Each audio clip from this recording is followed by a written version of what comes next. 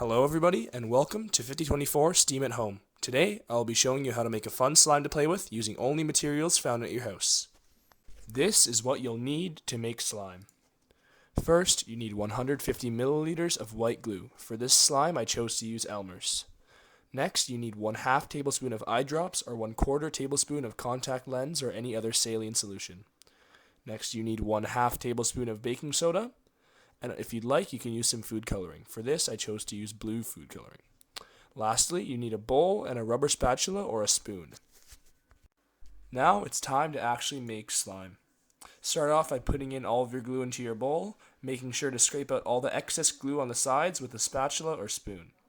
Next, put in a couple drops. I chose to do 3 drops of blue food coloring, and just incorporate it until it looks like so.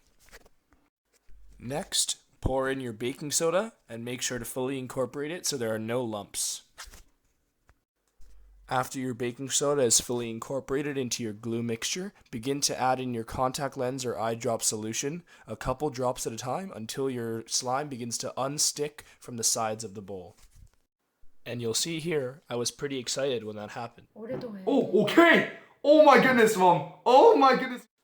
Once your slime begins to unstick from the sides of the bowl, you can take it out and start to knead it. I chose to just knead it on top of a tray, doesn't really matter. And eventually, the slime will start to separate from your hands. If it doesn't do this quickly, you can add some more eye drops or some more contact lens solution onto your palms to allow it to unstick quicker. And just like that, your slime is complete.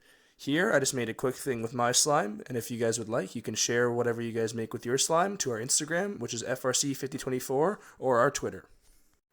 Catch us next time every Monday, Wednesday, and Friday. Don't forget to subscribe to our channel as well and follow us on all social media platforms.